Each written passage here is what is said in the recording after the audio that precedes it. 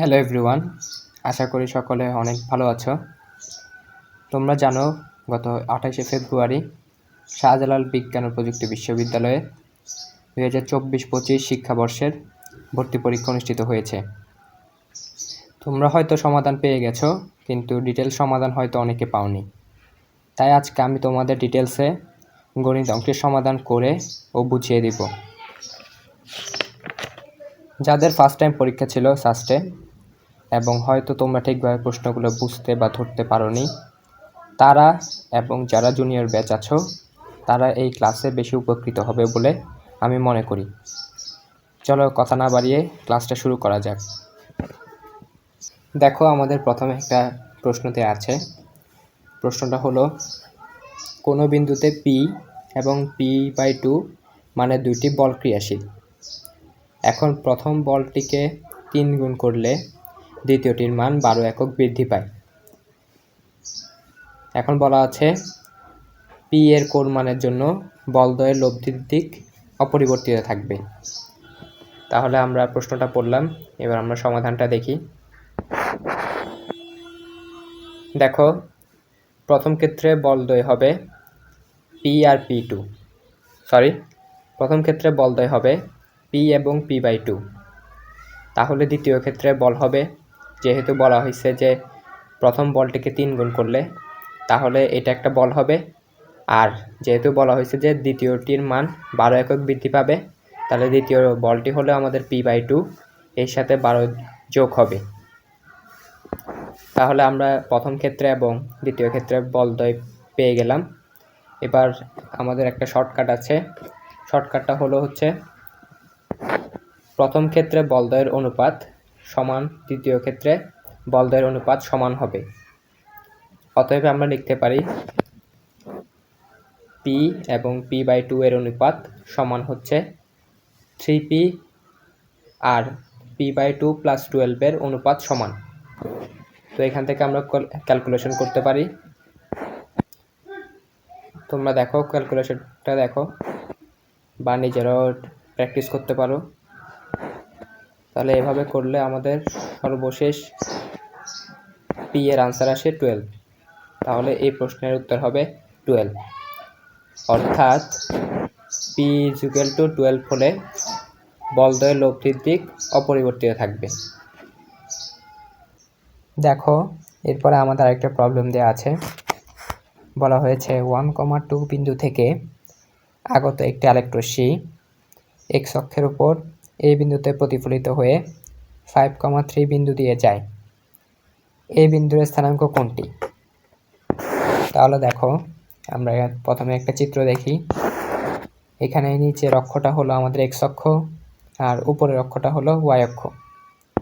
কারণ প্রথম যে রেখাটা দেখতে পাচ্ছি, ওই রেখাটা হলো আমাদের আপতন রেখা, এবং আপতন রেখার আপতন বিন্দুটা হলো, যেটা আমরা ধরছি p, আর ওটার স্থানাঙ্ক হলো 1,2।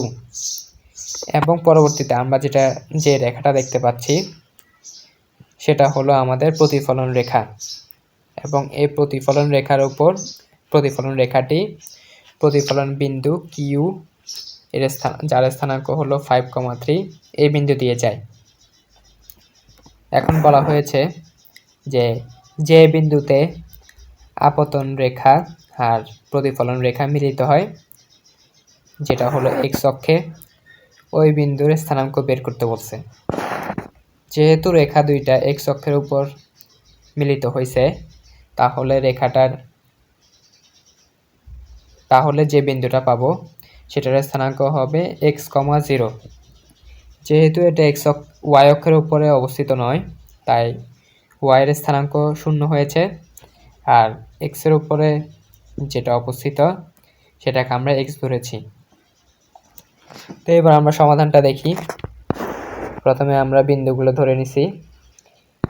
যেমন এই বিন্দুর স্থানাঙ্ক আমরা ধরছি x, 0, আপতন বিন্দু p 1,2 এবং প্রতিফলন বিন্দু q 5,3।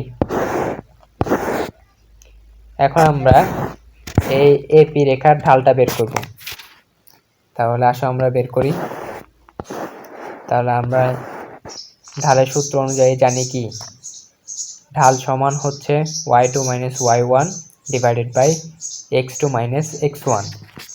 তাহলে আমাদের এখানে y2 হচ্ছে 2, y1 হচ্ছে 0 ডিভাইডেড বাই x2 হচ্ছে আমাদের 1, x1 হচ্ছে আমাদের x। এরপরে আমরা AQ অর্থাৎ প্রতিফলন রেখার ঢালটা বের করব। AQ রেখার ঢাল হচ্ছে আমাদের এখানে y2 হচ্ছে আমাদের 3, y1 হচ্ছে 0, x2 হচ্ছে 5 আর x1 হচ্ছে x। এরপরে আমাদের যে x রেখা আছে ওই রেখার ঢাল হচ্ছে আমাদের 0, কারণ আমরা জানি x রেখার উপর ঢাল সবসময় 0 হয়, অর্থাৎ x রেখার ঢাল সবসময় 0। এবার AP ও x অক্ষের মধ্যবর্তী কোণ এবং AQ ও x অক্ষের যে মধ্যবর্তী কোণ সেটা সমান হবে। এখন কথা হচ্ছে কেন সমান হবে। এটা হচ্ছে আপতন রেখা ও প্রতিফলন রেখার একটা বৈশিষ্ট্য যে কোনো রেখা যত কোণে আপতিত হবে ঠিক তত কোণে প্রতিফলিত হবে। তাই আমরা বলতে পারি যে AP ও x অক্ষের যে মধ্যবর্তী কোণ সেটা আর AQ ও x এর মধ্যবর্তী যে কোণ সেটা সমান হবে। তাহলে আসলে এই শর্ত দিয়ে আমরা করার চেষ্টা করি। তাহলে দুইটা রেখার মধ্যবর্তী কোণ বের করার সূত্র হচ্ছে আমাদের modulus of m1 minus m2 divided by 1 plus m1 into m2, এই সূত্র। তাহলে যেহেতু আমরা AP এবং x এর মধ্যবর্তী কোণ বের করতে চাচ্ছি, তাহলে আমরা AP এর ঢাল যেটা হচ্ছে আমাদের m1 আর x এর ঢাল হচ্ছে আমাদের m3, ওটা আমরা লিখলাম। তাহলে দুইটার বিয়োগফল হবে উপরে। তাহলে আমরা লিখতে পারি modulus of m1 minus m3 divided by 1 plus m1 into m3। Similarly AQ এর ক্ষেত্রে ঢাল হচ্ছে আমাদের m2 আর x এর ক্ষেত্রে আমাদের ঢাল হচ্ছে m3। তাহলে আমরা লিখতে পারি modulus of m2 minus m3 divided by 1 plus m2 into m3। তাহলে m1 এর ভ্যালু আমরা জানি যে 2 divided by 1 minus x minus 0, যেটা হচ্ছে m3 এর ভ্যালু। তো আমরা ভ্যালুগুলো বসালাম। সিমিলারলি এর পাশে অর্থাৎ ডান পাশে আমরা m2 এর ভ্যালু বসালাম, m3 এর ভ্যালু বসালাম। এরপরে আমরা একটু ক্যালকুলেশন করার পরে ঋণাত্মক মান নিয়ে প্রথমে আমরা কাজ করব। ঋণাত্মক মান নিয়ে করলে আমরা পাই 5 is equal to 13 divided by 5, যেটাকে আমরা ভাগ করলে পাই 2.6। তাহলে আমরা যদি ঋণাত্মক মান নিয়ে কাজ করি, তাহলে আমরা যদি ক্যালকুলেশন করি তাহলে আমাদের আনসার আসে x is equal to 13/5, যেটাকে আমরা ভাগ করলে পাই 2.6।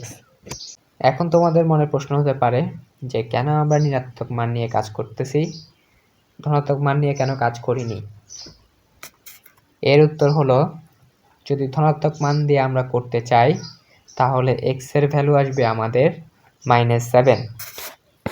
এখন আমরা যদি একটু চিত্রের দিকে খেয়াল করি তাহলে দেখো আমাদের আপতন বিন্দুর স্থানাঙ্ক হচ্ছে 1,2 আর প্রতিফলন বিন্দুর স্থানাঙ্ক হচ্ছে 5,3। তাহলে x অক্ষে যে বিন্দুটা আমরা পাবো ওইটা অবশ্যই ধনাত্মক হবে, কারণ যদি আমরা একটা রেঞ্জ চিন্তা করি তাহলে অবশ্যই এই বিন্দু যেটা পাবো সেটার স্থানাঙ্ক হবে 1,2 আর 5,3 এর মাঝে কোনো বিন্দু। তো মাঝের বিন্দু অবশ্যই পজিটিভ হবে, যেহেতু দুইটাই পজিটিভ। এখানে কি ঋণাত্মক মান আসা সম্ভব? উত্তর হলো ঋণাত্মক মান আসা সম্ভব না। এজন্য আমরা ধনাত্মক মান নিয়ে করব না, অর্থাৎ ধনাত্মক মানটা এখানে গ্রহণযোগ্য হবে না। অতএব আমরা যদি ঋণাত্মক মান দিয়ে করি তাহলে আমাদের আনসার আসবে 2.6, তাহলে এ বিন্দুর স্থানাঙ্ক হবে 2.6, 0। আশা করি বুঝতে পারছো। দেখো এরপরে আমাদের আরেকটি প্রবলেম দেওয়া আছে, sin 3x = 1/2 সমীকরণের সাধারণ সমীকরণ কোনটি? অর্থাৎ আমাদের এই সমীকরণের সাধারণ সমীকরণটি নির্ণয় করতে হবে। চলো আমরা সমাধানটা দেখি। এখানে দেয়া আছে sin 3x = 1/2। আমরা জানি sin 30 ডিগ্রি অথবা sin π/6 এর মান হচ্ছে হাফ বা 1/2। তাহলে আমরা হাফ এর বদলে লিখতে পারি sin π/6। এরপরে আমরা সূত্র জানি যে sin θ = sin আলফা হলে থিটা সমান nπ প্লাস -1 into আলফা। তো এখানে যেহেতু sin 3x = sin π/6, তাহলে আমরা লিখতে পারি 3x = nπ প্লাস -1 into π/6। অর্থাৎ এখানে থিটার জায়গায় আমাদের আছে 3x আর আলফার জায়গায় আছে আমাদের π/6। সূত্র অনুসারে আমরা 3x এর মানটা বসালাম। এরপরে আমরা উভয় পাশে 3 দিয়ে ভাগ করতে পারি, তাহলে বাম পাশে আমাদের আসে x আর ডান পাশে আসে 1/3 into nπ প্লাস -1 into π/18। দেখো এরপরে আমাদের আরেকটা প্রশ্ন দেওয়া আছে, বলা হয়েছে কোন শর্তে k-2 into bx minus ay = 0 রেখাটি x² / a² minus y² / b² = 1 অধিবৃত্তের অসীম তট হবে। আমি আরেকবার প্রশ্নটা পড়ছি। বলা হয়েছে কোন শর্তে k-2 into bx minus ay = 0 রেখাটি x² / a² minus y² / b² = 1 অধিবৃত্তের অসীম তট হবে। চলো এবার আমরা সমাধানটা দেখি। আমরা জানি অসীম তটের সমীকরণ হচ্ছে x² / a² minus y² / b² = 0। তাহলে এখান থেকে আমরা ক্যালকুলেশন করতে পারি, যেমন y² / b² কে ওই পাশে পাঠিয়ে x² / a² কে এই পাশে রাখতে পারি। তারপর আমরা ক্যালকুলেশন করে এখানে একটা সমীকরণ পাই। সমীকরণটি হলো y ±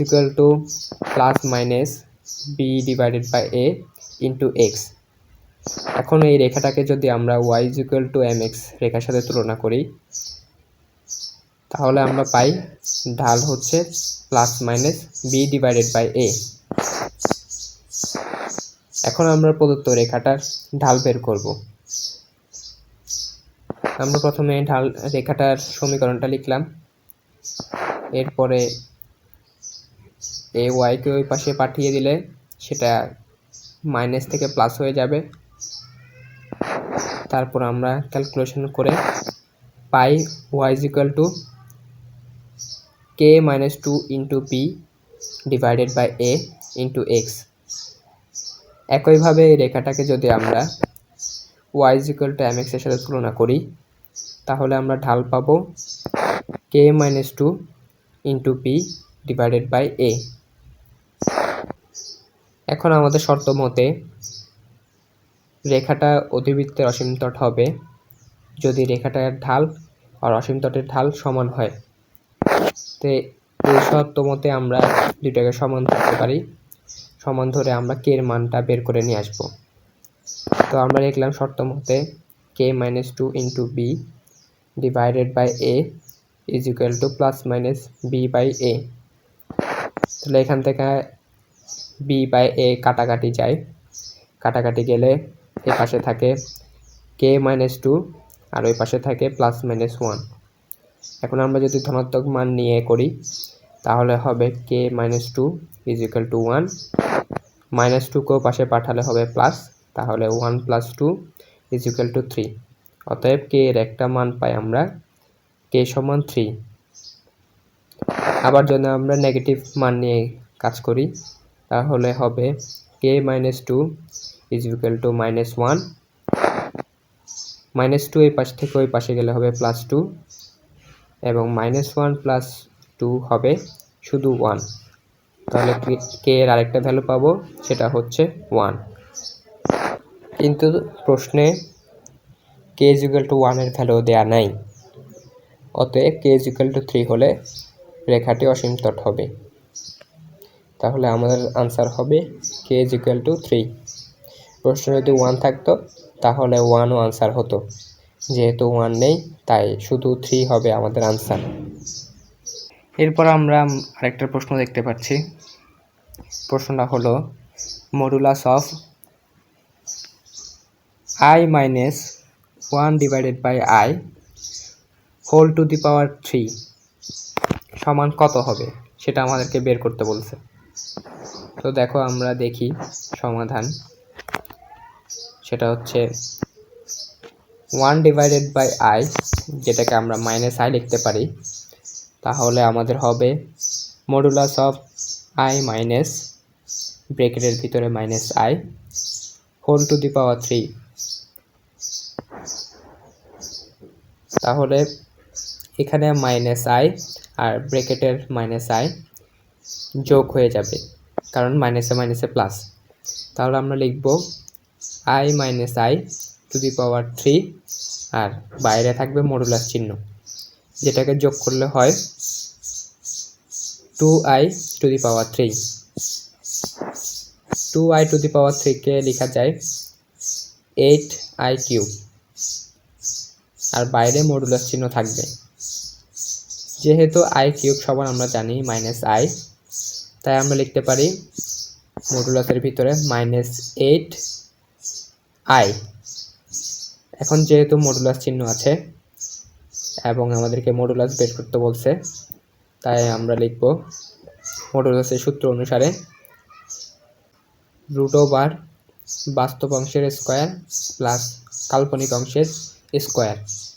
যেহেতু এখানে বাস্তব অংশ নাই, তাহলে শুধু অবাস্তব অংশের সহগ হচ্ছে আমাদের এখানে -8, তাহলে আমরা লিখব √ -8², যেটা আমরা ক্যালকুলেশন করলে পাই শুধু 8। তাহলে এই প্রশ্নের আনসার হবে শুধু 8। এরপরে আমাদের আরেকটা প্রবলেম দেওয়া আছে, বলা হয়েছে x y অক্ষদ্বয়কে 4 একক সমদূরত্বে ছেদকারী মূল বিন্দুগামী বৃত্তের বৃহত্তম জ্যার দৈর্ঘ্য কত। তাহলে দেখো, যদি আমরা চিত্রের দিকে খেয়াল করি তাহলে এখানে মূল বিন্দুগামী বৃত্তটা x অক্ষকে যে বিন্দুতে ছেদ করবে সেটার মান হচ্ছে 4, অর্থাৎ মূল বিন্দু থেকে ওই বিন্দুর দূরত্ব হবে 4, এবং y অক্ষকে যে বিন্দুতে ছেদ করবে ওই বিন্দুর দূরত্ব হবে মূল বিন্দু থেকে 4। তাহলে এবার যে আমাদের কাঙ্ক্ষিত বৃহত্তম জ্যা বের করতে বলেছে, তাহলে এই জ্যাটা হবে এখানে যে একটা ত্রিভুজ গঠন হচ্ছে এই ত্রিভুজের অতিভুজ, অর্থাৎ এই ত্রিভুজের অতিভুজটাই হবে আমাদের বৃহত্তম জ্যা। তাহলে আমরা যদি পিথাগোরাসের উপপাদ্য ব্যবহার করি তাহলে আমরা পাই অতিভুজ স্কয়ার সমান লম্ব স্কয়ার প্লাস ভূমি স্কয়ার। তাহলে আমরা লিখতে পারি অতিভুজ সমান √ লম্ব স্কয়ার প্লাস ভূমি স্কয়ার। লম্বর মান হচ্ছে আমাদের 4 এবং ভূমির মান হচ্ছে 4, তাহলে এই দুটাকে যদি স্কয়ার করে আমরা যোগ করি তাহলে আমরা পাই √32। √32 কে আমরা লিখতে পারি √16 × 2, এবং √16 এর মান হচ্ছে 4, আর এদিকে √2 থেকে যায়, তাহলে আমরা লিখতে পারি 4√2। অতএব আমাদের যে কাঙ্ক্ষিত বৃহত্তম জ্যা বের করতে বলেছে সেটার মান হচ্ছে আমাদের 4√2। এটাই আমাদের আনসার। এরপরে আমাদের আরেকটি প্রবলেম দেওয়া আছে, integration of x plus modulus of x dx, যেটার লিমিট হচ্ছে -1 থেকে +1। আমাদের বের করতে বলেছে এটার মান কত হবে। তো আমরা প্রথমে ফাংশন দুইটাকে আলাদা করে লিখব, যেটা হচ্ছে integration of x into dx plus integration of modulus of x dx, limit হচ্ছে -1 থেকে +1। এখন দেখো, নর্মাল ফাংশনের ক্ষেত্রে কোনো ঝামেলা হয় না, যেমন এখানে শুধু এক্স দেওয়া আছে, এটার ক্ষেত্রে আমাদের কোনো ঝামেলা পোষাইতে হবে না, নর্মালি আমরা সূত্র অ্যাপ্লাই করব। কিন্তু যখনই আমাদের মডুলাস অফ এক্স থাকবে, অতএব আমাদের প্রথমে ঋণাত্মক মান এবং ধনাত্মক মান নিয়ে কাজ করতে হবে। তো এক্স এর মান এখানে ঋণাত্মক কখন হবে, যখন এক্স এর মান -1 থেকে 0 পর্যন্ত হবে, এবং এক্স এর মান ধনাত্মক হবে যখন এক্স এর মান 0 থেকে +1 হবে। এই জন্য আমরা ঋণাত্মক মান এবং ধনাত্মক মান নেওয়ার জন্য লিমিটটাকে ভাগ করে দিছি। যেমন প্রথম ক্ষেত্রে ঋণাত্মক মানের জন্য আমরা লিখছি লিমিট হবে -1 থেকে 0, এবং দ্বিতীয় ক্ষেত্রে পজিটিভ মানের জন্য আমরা লিমিট নিছি 0 থেকে 1। এরপরে আমরা সূত্র অ্যাপ্লাই করেছি, সূত্র অ্যাপ্লাই করার পরে এখানে আমরা লিমিটগুলো বসিয়ে দিয়েছি। তোমরা একটু দেখো, নিজেরা একটু ক্যালকুলেশন করে নিবা। প্রথম ক্ষেত্রে এক্স এর ক্ষেত্রে ওইটা আসে 0, এরপরে মাঝখানের অংশের জন্য আসে 0 - ½ পরবর্তীতে অংশের জন্য আসে ½ - 0। এখান থেকে আমরা ক্যালকুলেশন করলে পাই 1 আসে, অর্থাৎ এখানে যে ইন্টিগ্রেশনটা আমাদেরকে করতে বলছে যে ফাংশনের, সেটার আনসার হবে 1। এবং কেন 1 আশা করি তোমরা বুঝতে পারছো। এরপরে আমাদের আরেকটা প্রবলেম আছে, যেটা হচ্ছে limit a tends to 0 2√2 plus √2 plus 2 cos 4a এর মান কত। তাহলে লিমিটের ক্ষেত্রে আমরা জানি প্রথমে আমাদের যে লিমিটিং ভ্যালুটা দেওয়া আছে ওটা বসাতে হয়। ওটা বসানোর পরে যদি 0/0 আসে, তাহলে আমরা ওটাকে লিমিটের রুল দিয়ে বা এল হসপিটাল দিয়ে আগে অন্তরীকরণ করে ফেলি, তারপর লিমিটিং ভ্যালুটা বসাই। তো আমরা প্রথমে লিমিটিং ভ্যালুটা বসিয়ে দেখি কি আসে। দেখো, আমরা যদি লিমিটিং ভ্যালুটা বসাই, তাহলে আমাদের কিন্তু 0/0 ফরম্যাট আসতেছে না। অতএব আমাদেরকে এখানে কোনো এল হসপিটাল বা লিমিটের অন্য কোনো রুলস বসাতে হচ্ছে না, আমরা সিম্পলি মানটা বসিয়ে দিলে মান পাচ্ছি। তাহলে আমাদের কোনো ঝামেলায় যাইতে হবে না এখানে। এখন আমি জানি তোমাদের মধ্যে হয়তো অনেকেই প্রশ্নটা ভুল করছো, তোমরা হয়তো প্রশ্ন ঠিকভাবে খেয়াল করো নাই, যার কারণে তোমরা এখানে লিমিটের যে সূত্রগুলো ছিল ওগুলো অ্যাপ্লাই করার চেষ্টা করছো, এই জন্য হয়তো অনেকের এটা ভুল গেছে। তো আমি আশা করব তোমাদের বেশিরভাগেই এই ভুলটা করো নাই, ঠিকভাবে প্রশ্ন করছো। এই জন্য অ্যাডমিশনে সবচেয়ে গুরুত্বপূর্ণ হচ্ছে প্রশ্ন ঠিকভাবে পড়া। এরপরে দেখো, আমরা আরেকটা প্রবলেম দেওয়া আছে, যেটা হচ্ছে -π থেকে 0 ব্যবধিতে y = sin 2x plus cos 2x এর গুরুমান কত হবে। তো আমরা জানি লঘুমান বা গুরুমানের ক্ষেত্রে y প্রাইম, অর্থাৎ একবার ডিফারেন্সিয়েশন করলে ওটার ভ্যালু হয় 0। এটা হচ্ছে লঘুমান বা গুরুমানের শর্ত। তাহলে আমরা একবার ডিফারেন্সিয়েশন করি। দেখো, এখানে ডিফারেন্সিয়েশন করা হয়েছে, sin 2x কে করলে হয় cos 2x, আর যেহেতু x এর বদলে 2x আছে, তাই এটাকে আরেকবার ডিফারেন্সিয়েশন করা লাগে, তো আসে 2।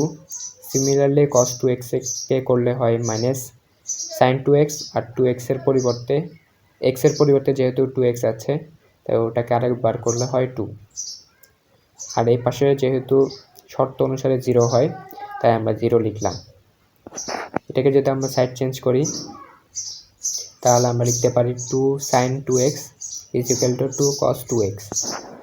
এখন এটাকে যদি আমরা দুই পাশে 2 cos 2x দিয়ে ভাগ করি তাহলে এ পাশে হয় হচ্ছে 2 sin 2x divided by 2 cos 2x, আর এই পাশে হয় 1।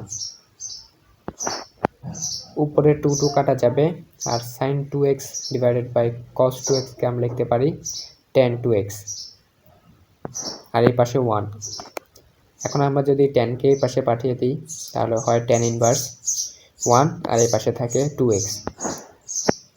tan ইনভার্স 1 এর মান হচ্ছে আমরা সকলে জানি 45 ডিগ্রি, অথবা আমরা লিখতে পারি π/4। যেহেতু এখানে 2x আছে তাহলে আমরা 2 দিয়ে যদি ভাগ করে দিই তাহলে x সমান আসে π/8। এখন এই মানটা যদি আমরা প্রদত্ত ফাংশনে বসিয়ে দিই তাহলে যে ভ্যালুটা পাবো ওটাই হচ্ছে আমাদের গুরুমান। এখানে একটা ট্রিক্স হলো, তোমাকে যদি শুধু গুরুমান অথবা লঘুমান বের করতে বলে তাহলে একবার ডিফারেন্সিয়েশন করার পরে যে ভ্যালুটা পাবা ওইটা ফাংশনে বসিয়ে দিলেই ওটাই আমাদের কাঙ্ক্ষিত গুরুমান অথবা লঘুমান। যেহেতু এটা এমসিকিউ এবং আমাদের সময় কম তাই আমাদের শর্টকাটে চিন্তা করতে হবে। তো এখানে দুইবার ডিফারেন্সিয়েশন করার কোনো দরকার নেই, কারণ করলে আনসার সেমই আসবে। তাহলে আমরা যে x সমান π/8 পাইছি। আর একটা কথা, যেহেতু এখানে x এর দুইটা ভ্যালু পাই নাই তাহলে আমাদের কোনটার জন্য লঘুমান বা কোনটার জন্য গুরুমান আসবে সেটা টেস্ট করতে হবে না। যেটা পাবো ওইটাই আমরা যদি ফাংশনে বসিয়ে দিই তাহলে ওইটাই হবে আমাদের কাঙ্ক্ষিত গুরুমান অথবা লঘুমান। তাহলে আমরা যদি x ইকুয়াল টু π/8 ফাংশনে বসিয়ে দিই তাহলে পাবো যেটাকে আমরা গুরুমান লিখতে পারি। তাহলে দেখো এখানে ক্যালকুলেশন করলে আসে, যেহেতু sin 2x ছিল এবং x এর ভ্যালু হচ্ছে π/8, তাহলে কাটাকাটি গিয়ে আমরা লিখতে পারি sin π/4, এবং cos এর ক্ষেত্রেও বিষয়টা সেম। তো আমরা sin π/4 এবং cos π/4 এর মান জানি 1/√/2, এটাই আমরা লিখলাম। ক্যালকুলেশন করার পরে আমাদের আনসার আসে হচ্ছে √2, এবং এটাই আমাদের আনসার। এরপরে আমাদের একটা প্রবলেম দেওয়া আছে। প্রবলেমটা হলো y is equal to modulus of sin x, x অক্ষ ও modulus of x is equal to পাই দ্বারা সীমাবদ্ধ ক্ষেত্রের ক্ষেত্রফল কত। দেখো আমি আগেই বলে রাখছি যে মডুলাসের ভিতরে কিছু একটা থাকলে সেটার ক্ষেত্রে আমাদের অবশ্যই পজিটিভ মান এবং নেগেটিভ মান নিয়ে চিন্তা করতে হবে। যেহেতু এখানে modulus of x is equal to pi লেখা আছে, তাহলে x এর মান হবে আমরা বলতে পারি -π এর সমান অথবা -π থেকে বড় এবং +π থেকে ছোট অথবা +π এর সমান। তাহলে কখন আমাদের sin x পজিটিভ হবে? যখন x এর মান 0 এর সমান অথবা 0 থেকে বেশি এবং π থেকে ছোট অথবা π এর সমান হবে, তখন x এর মান হবে আমাদের পজিটিভ। আবার যখন x এর মান -π এর সমান অথবা -π থেকে বড় এবং 0 থেকে ছোট অথবা 0 এর সমান হবে, তখন x এর মান হবে আমাদের নেগেটিভ। তো এই বিষয়টা ক্লিয়ার করা ছিল, এই জন্য আমরা পজিটিভ এবং নেগেটিভ মান নেওয়ার জন্য ফাংশনটাকে ভাগ করে ফেলব। তাহলে যখন আমাদের লিমিটিং ভ্যালু হবে -π থেকে 0, তখন sin x হবে নেগেটিভ। আবার যখন 0 থেকে π হবে তখন sin x হবে আমাদের পজিটিভ। এরপর আমাদের নর্মাল সূত্র মাইনাস সাইন এক্সকে যদি আমরা ইন্টিগ্রেশন করি তাহলে মাইনাসটা সামনে চলে আসবে, আর সাইন এক্সের ইন্টিগ্রেশন হচ্ছে মাইনাস কজ এক্স, আর আমাদের লিমিটটা বাইরে বসছে, এবং সাইন এক্সের ইন্টিগ্রেশন হচ্ছে মাইনাস কজ এক্স, এটা এখানে লেখা হয়েছে, আর লিমিটিং ভ্যালুটা বাইরে বসানো হয়েছে। এরপরে আমরা লিমিটিং ভ্যালুটা বসাই, এখানে মাইনাসে মাইনাসে প্লাস হবে, প্লাস হওয়ার পরে শুধু থাকে আমাদের কজ এক্স, কজ এক্সের উপর প্রথমে আমরা 0 ডিগ্রি বসাই, তারপর মাইনাস পাই বসাই। সিমিলারলি এই পাশেও সেম, আমরা লিমিটিং ভ্যালুটা বসাইছি, বসানোর পরে দেখো কি হয়। আমরা জানি যে cos minus theta is equal to cos theta, তো এখানে যে মাইনাস পাই দেয়া আছে সেটা শুধু পাই হবে, অর্থাৎ প্লাস পাই হবে। তাহলে আমরা লিখতে পারি কস 0 ডিগ্রি মাইনাস কস পাই প্লাস কস 0 ডিগ্রি। এখন কস পাই এর মান আমরা সবাই জানি, যেটা হচ্ছে -1, আর যেহেতু একটা মাইনাস বাইরেই আছে তাই মাইনাসে মাইনাসে প্লাস হয়ে যাবে দুই ক্ষেত্রেই, তাহলে আমাদের মূলত আনসার আসে 4। তাহলে এই প্রশ্নের আনসার হবে আমাদের 4। তাহলে এই ভিডিওতে আমরা শাহজালাল বিজ্ঞান ও প্রযুক্তি বিশ্ববিদ্যালয়ের 2024-25 শিক্ষাবর্ষের গণিত অংশের প্রথম 10টা প্রশ্নের সমাধান দেখলাম। পরবর্তী ভিডিওতে আমরা 11 থেকে 20 পর্যন্ত প্রশ্নের সমাধান করে এবং বুঝিয়ে দেব। সেই ভিডিওটা আমাদের চ্যানেলে পেয়ে যাবা, এবং পরবর্তী ভিডিও পাওয়ার জন্য চ্যানেলটাকে সাবস্ক্রাইব করে রাখতে পারো। ধন্যবাদ সবাইকে।